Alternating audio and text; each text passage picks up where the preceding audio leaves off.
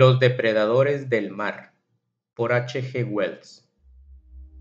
Hasta el extraordinario acontecimiento de Sidmouth, la ciencia conocía solo genéricamente a la peculiar especie de los Oplotheuthis ferox, y ese conocimiento se fundaba en un tentáculo semidigerido obtenido cerca de las Azores y en un cuerpo putrefacto picoteado por los pájaros y mordido por los peces, hallado en 1896 por el señor Jennings cerca de Land's End.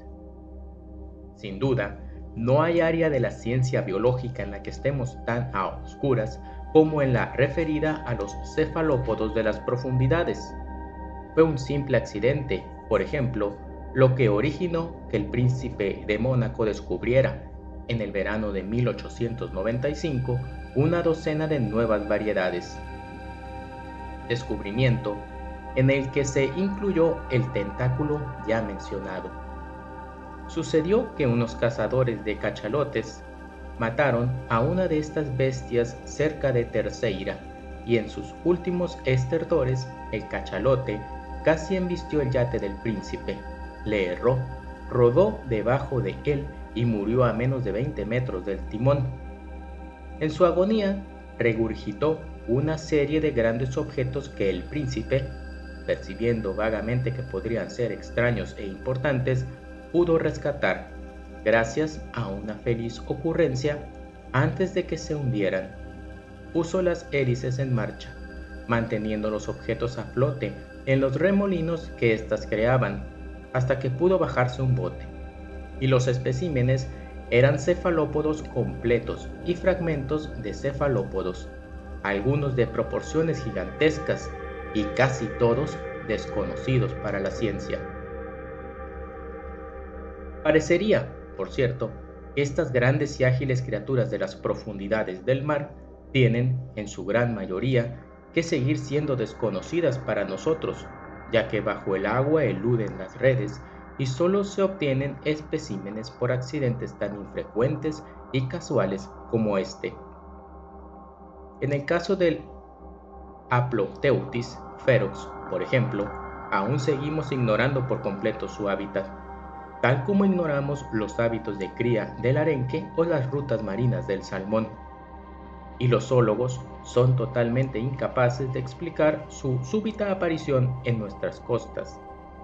Probablemente se hayan elevado de las profundidades coaccionados por una migración causada por el hambre.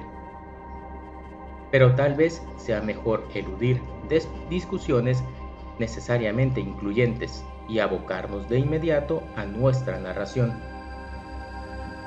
El primer ser humano que vio un Oplotheuthis vivo, es decir, el primer ser humano que sobrevivió, porque ya no puede haber dudas de que la ola de fatales ahogos y accidentes de botes que se extendió por la costa de Cornwall y Devon a principios de mayo se debió a esta causa, fue un comerciante de té retirado, de nombre Fison, que se alojaba en una casa de pensión de Sidmouth. Era de tarde y caminaba por el sendero de los acantilados entre Sidmouth y Laldrand Bay. En esta zona los acantilados son muy elevados, pero en cierto lugar, sobre la roja cara de uno de ellos, se ha construido una especie de escalera. El señor Fison estaba aproximándose a ella, cuando algo que al principio le pareció una bandada de pájaros luchando por un fragmento de comida que relucía de color blanco rosáceo bajo la luz del sol, le llamó la atención. Acababa de bajar la marea y el objeto se hallaba no solo muy por debajo de él, sino también muy lejos, más allá de una estéril extensión de arrecifes rocosos cubiertos de algas y entremezclados con estanques donde brillaba plateada el agua que había dejado la marea, y además el señor Fison estaba encandilado por el reflejo del agua que se extendía más allá. Un minuto más tarde, cuando volvió a mirar, advirtió que su juicio era errado, pues por encima de la lucha volaban en círculo varios pájaros, grajos y gaviotas en su mayoría. Estas últimas brillaban enceguecedoramente cuando el sol caía sobre sus alas. Y los pájaros parecían diminutos comparados con el objeto que se debatían, y su curiosidad aumentó, tal vez al ver que su primera explicación había sido insuficiente. Como no tenía otra cosa que hacer más que entretenerse, decidió que ese objeto, fuera lo que fuere, sería la meta de su caminata esa tarde, en lugar de Ladran Bay, pensando que tal vez fuera alguna variedad de pez grande, varado en la playa por azar y agitándose en su agonía, y por lo tanto se apresuró a descender por la empinada escalera, deteniéndose a intervalos de alrededor de 9 metros para recuperar el aliento y vigilar el misterioso movimiento. Al pie del acantilado se halló, por supuesto, más próximo que antes de su objetivo, pero por otra parte, este parecía ahora contra el cielo incandescente, bajo el sol, haciéndose confuso e indistinto. Lo que era rosáceo de él estaba ahora oculto tras un escollo de guijarros cubiertos de algas, pero pudo percibir que estaba formado por 7 cuerpos redondos, separados o conectados, y que los pájaros gaznaban y gritaban constantemente, pero parecían temerosos de acercarse demasiado. El señor Fison, acuciado por la curiosidad, comenzó a abrirse paso por entre las rocas gastadas por las olas y, descubriendo que las algas que las cubrían densamente las volvían en extremo resbalosas, se detuvo, se despojó de sus zapatos y sus medias y se enrolló los pantalones encima de las rodillas. Su propósito era, por supuesto, solo evitar una caída en los estanques rocosos que lo rodeaban y tal vez se sintiera complacido, como todos los hombres, de tener una excusa para revivir, aunque fuera por un momento, las sensaciones de la infancia. De cualquier modo, es a esto, sin duda, a lo que el señor Fison debe su vida. Se aproximó a su meta con la absoluta seguridad que este país da a sus habitantes para enfrentarse a todas las formas de vida animal. Los cuerpos redondos se movían de un lado a otro, pero solo cuando el señor Fison hubo traspuesto el escollo de guijarros que ya mencioné, advirtió la horrible naturaleza de su descubrimiento. Fue bastante repentino. Cuando llegó a la cima de la loma, los cuerpos redondos se separaron, mostrando que el objeto rosáceo era un cuerpo humano parcialmente devorado, aunque fue incapaz de distinguir si era un hombre o una mujer. Y los cuerpos redondos eran unas criaturas desconocidas y de aspecto terrible, de forma semejante a la de un pulpo, y con enormes tentáculos, muy largos y flexibles, que se enrollaban copiosamente sobre el suelo. La piel era de una textura reluciente, desagradable a la vista, como cuero lustrado. La curvatura inferior de la boca, rodeada de tentáculos, la curiosa excrescencia de la curvatura, los tentáculos y los grandes ojos inteligentes sugerían grotescamente un rostro. Su cuerpo tenía el tamaño de un cerdo grande, y los tentáculos le parecieron de varios metros de longitud. Había, cree el señor Fison, al menos 7 u 8 de estas criaturas, 20 metros más allá, entre el oleaje de la marea que ahora ascendía, 2 o más emergían del mar. Sus cuerpos yacían laxamente sobre las rocas, y sus ojos lo contemplaban con maligno interés. Pero aparentemente el señor Fison no tuvo miedo, o no advirtió que estaba en peligro. Probablemente su confianza puede atribuirse a la lasitud de la actitud de esas criaturas, pero estaba horrorizado, por supuesto, e intensamente excitado e indignado ante esas criaturas repelentes que devoraban carne humana.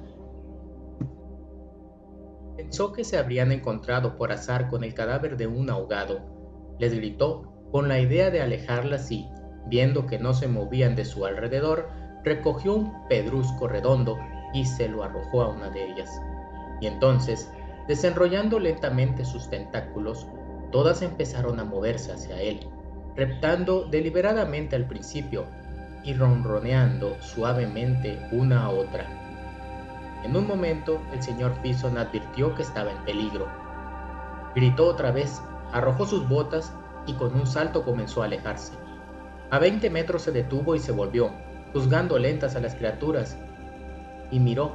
Los tentáculos de la primera ya aparecían por encima de la loma sobre la que había estado parado. Ante esto volvió a gritar, pero ya no era un grito de amenaza sino de temor, y comenzó a saltar, corriendo, resbalando, vadeando el desigual terreno que lo separaba de la playa. Repentinamente, los altos y rojos acantilados parecían muy distantes, y vio, como si fueran criaturas de otro mundo, a 2 diminutos trabajadores ocupados en la reparación de la escalera, que muy poco sospechaban la lucha por la vida que había comenzado debajo de ellos. En un momento pudo oír que las criaturas chapoteaban en un estanque a menos de 4 metros de él, y otra vez resbaló y casi cayó.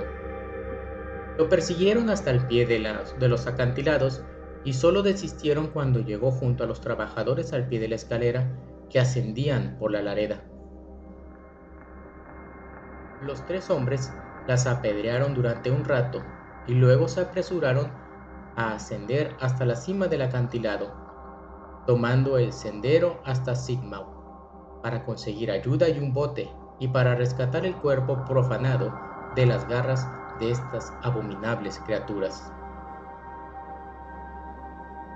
Y, como si no hubiese pasado peligros suficientes ese día, el señor Fison salió con el bote para señalar el lugar exacto de su aventura. Como había marea baja, necesitaron hacer un rodeo considerable para aproximarse al lugar, y para cuando llegaron a la escalera, el cuerpo mutilado había desaparecido.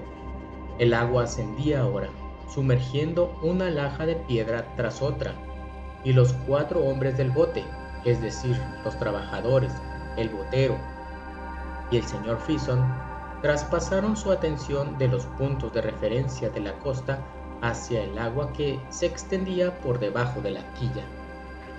Al principio no pudieron ver otra cosa más que una oscura jungla de laminaria y algún pez que pasaba ocasionalmente como una saeta. Estaban ansiosos de aventura y expresaron libremente su disgusto, pero de inmediato vieron a uno de los monstruos que nadaba hacia el mar, con un movimiento de giro que le sugirió al señor Fison el retorcido giro de un globo cautivo. Casi de inmediato, las ondulantes hojas de laminaria se agitaron extraordinariamente, apartándose por un momento, y 3 de las bestias se hicieron oscuramente visibles, luchando por lo que tal vez fuera un fragmento del hombre ahogado. En un momento, las oscuras cintas verde oliva habían vuelto a cubrir el contorsionado grupo. Ante eso, los 4 hombres, grandemente excitados, comenzaron a gritar y a golpear el agua con los remos, y de inmediato vieron un tumultuoso movimiento entre las algas. Desistieron de ver con mayor claridad, y tan pronto como el agua se aquietó, les pareció advertir que todo el fondo del mar, a través de las algas, estaba cubierto de ojos. «¡Horribles cerdos!», gritó uno de los hombres, «que hay docenas». Enseguida, las cosas empezaron a elevarse en el agua que rodeaba a los hombres. Desde entonces, el señor Fison ha descrito al escritor esta alarmante erupción surgida del ondulante banco de laminaria. A él le pareció que duraba un tiempo considerable, pero es probable que fuera un asunto de pocos segundos. Luego, esas cosas se hicieron más grandes hasta que el fondo del mar se perdió bajo sus formas entremezcladas, y la punta de los tentáculos se elevó aquí y allá por encima del oleaje. Una de las criaturas se acercó audazmente al bote y, aferrándose de él, con 3 de sus tentáculos prestos a succionar, lanzó otros 4 por encima de la borda, como si tuviera la intención de hacer zozobrar el bote o encaramarse en él. De inmediato, el señor Fison tomó el bichero y, golpeando con furia los tentáculos, la obligó a desistir. Fue golpeado en la espalda y casi lanzado sobre la borda por el botero, quien estaba usando el remo para resistir un ataque similar al otro lado del bote. Pero ante esto, los tentáculos de ambos lados soltaron su presa de inmediato, se deslizaron fuera de la vista y chapotearon en el agua. «Será mejor que salgamos de aquí», dijo el señor Fison, que temblaba con violencia. Se dirigió a la barra del timón, mientras que el botero y uno de los trabajadores se sentaban y comenzaban a remar. El otro trabajador permaneció a proa del bote, con el bichero, presto a golpear cualquier tentáculo que apareciera. Nada más parece haberse dicho. El señor Fison había expresado el sentimiento común sin necesidad de rectificación. De talante sombrío y temeroso, con rostros blancos y demudados, los 4 hombres se dispusieron a escapar de la posición en que tan imprudentemente se habían colocado. Pero apenas si los remos llegaron a tocar el agua antes que fueran inmovilizados por oscuras y serpentinas sogas ahuzadas que también rodearon el timón, y otra vez volvieron los tentáculos, reptando por los lados con un movimiento rizado. Los hombres asieron los remos y tiraron, pero era como tratar de mover un bote en una flotante balsa de algas. «¡Auxilio aquí!», gritó el botero, y el señor Fison y el segundo trabajador corrieron a añadir sus fuerzas al remo. Luego el hombre del bichero, su nombre era Iwan o Iben, saltó con una maldición y comenzó a golpear hacia abajo, por encima de la borda, hacia el banco de tentáculos que ahora se apiñaba contra el fondo del bote. Y, al mismo tiempo, ambos remeros se pusieron de pie para tratar de conseguir una oportunidad mejor de recobrar sus remos.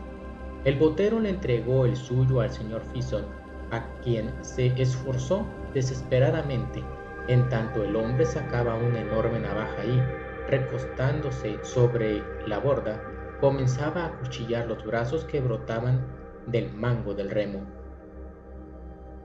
El señor Fison, que se tambaleaba con el tembloroso balanceo del bote, con los dientes apretados, casi sin aliento, y las venas en la mano resaltándole mientras tiraba del remo, miró de repente hacia el mar abierto, y allí, a menos de 50 metros, había un gran bote que se encaminaba hacia ellos, con 3 mujeres y un niño pequeño a bordo. Un botero remaba y un hombrecillo que tenía una cinta rosa en el sombrero estaba a proa saludándolos. Por un momento, por supuesto, el señor Fison pensó en ayuda y luego pensó en el niño. Dejó entonces su remo, alzó ambos brazos con un gesto frenético y gritó al grupo que se mantuviera alejado. «En nombre de Dios», dice mucho de la molestia y el valor del señor Fison el hecho de que no parece advertir que haya habido nada de heroísmo en su actuación de ese momento. El remo que había soltado fue inmediatamente atraído hacia abajo y luego reapareció flotando a 20 metros de distancia. En el mismo momento, el señor Fison sintió que el bote se inclinaba violentamente bajo sus pies, y un ronco grito, el prolongado grito de terror de Hill, el botero, hizo que olvidara por completo el grupo de excursionistas. Se volvió y vio a Hill acuclillado junto a la agarradera delantera del remo, con el brazo derecho por encima de la borda y fuertemente atraído abajo. El botero emitió entonces una sucesión de agudos y cortos gritos. El señor Fison cree que debía haber estado acuchillando a los tentáculos por debajo de la línea del agua cuando fue atrapado por ellos, pero, por supuesto, es imposible decir con certeza lo que pasó. El bote estaba levantado de un costado, de modo que la borda estaba a 10 centímetros del agua, y tanto Ewan como el otro trabajador golpeaban el agua con el bichero y el remo a ambos lados del brazo de Hill. Instintivamente, el señor Fison se ubicó para equilibrar el peso. Entonces Hill, quien era un hombre macizo y poderoso, hizo un esfuerzo desesperado y se puso casi de pie. Alzó el brazo, por cierto, completamente fuera del agua, y de él pendía una complicada maraña de lianas pardas, y los ojos de una de las bestias que lo hacían se vieron momentáneamente en la superficie, brillando con fuerza y determinación.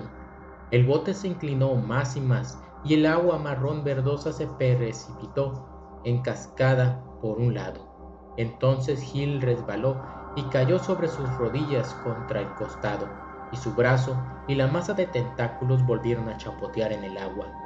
Hill rodó sobre la borda. Una de sus botas golpeó al señor Fison en la rodilla, cuando este caballero se abalanzaba para asirlo, y en un momento más otros tentáculos se habían enrollado en su cintura y en su cuello. Y luego de una convulsa y breve lucha, durante la que el bote estuvo a punto de zozobrar, Hill fue lanzado por encima de la borda. El bote se enderezó con un violento sacudón que casi hace caer al señor Fison por el otro lado, ocultando de sus ojos la lucha acuática. Se tambaleó durante un momento, tratando de recuperar el equilibrio, y mientras lo hacía, advirtió que la lucha y la marea ascendente habían vuelto a llevarlos hasta las rocas cubiertas de algas. A menos de 4 metros, una laja de rocas aún se alzaba con rítmicos movimientos por encima del oleaje de la marea. En un momento, el señor Fison asió el remo de Ewan, dio una poderosa palada y luego, dejándolo caer, corrió hacia la proa y saltó. Sintió que sus pies resbalaban sobre la roca y, con un esfuerzo frenético, saltó hacia otra masa más allá. Tropezó, cayó de rodillas y volvió a levantarse. ¡Cuidado!, gritó alguien, y un gran cuerpo parduzco lo golpeó. Uno de los trabajadores lo había golpeado, sumergiéndolo en uno de los estanques, y mientras descendía oyó gritos ahogados, lejanos, que en ese momento creyó que provenían de Hill. Luego se maravilló de la agudeza y variedad de la voz de Hill. Alguien saltó por encima de él y una curva avalancha de agua espumosa se derramó encima de su cuerpo y pasó. Se puso de pie chorreando agua y, sin mirar hacia el mar, corrió hacia la costa con tanta rapidez como le permitió su terror. Ante él, sobre el liso espacio sembrado de rocas, tropezaban los dos trabajadores unos 12 metros por delante del otro. Finalmente miró por encima del hombro y, viendo que no lo perseguían, se dio vuelta. Estaba atónito.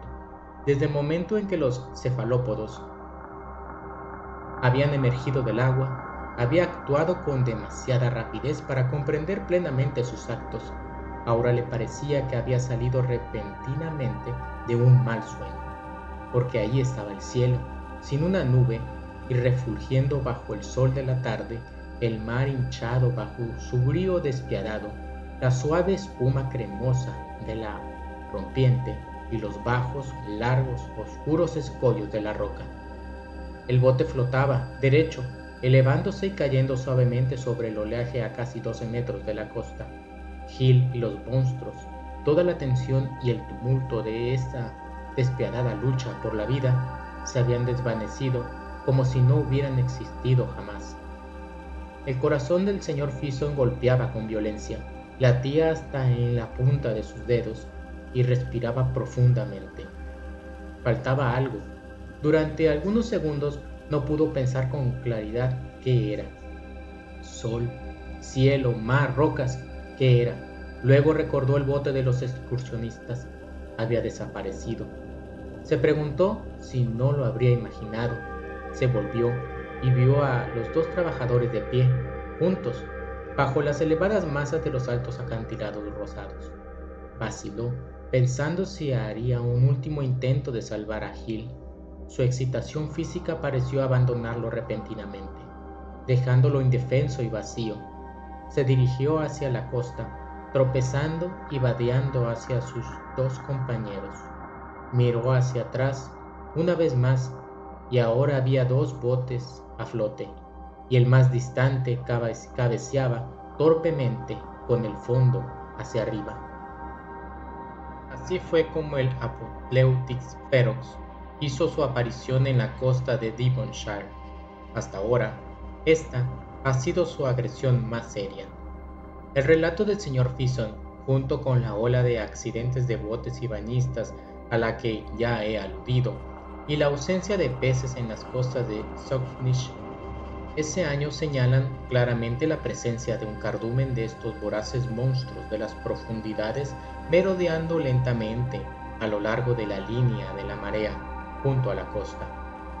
Una migración de hambre ha sido sugerida, lo sé, como la causa que los trajo hasta aquí, pero, por mi parte, prefiero creer en la teoría alternativa de Hemsley.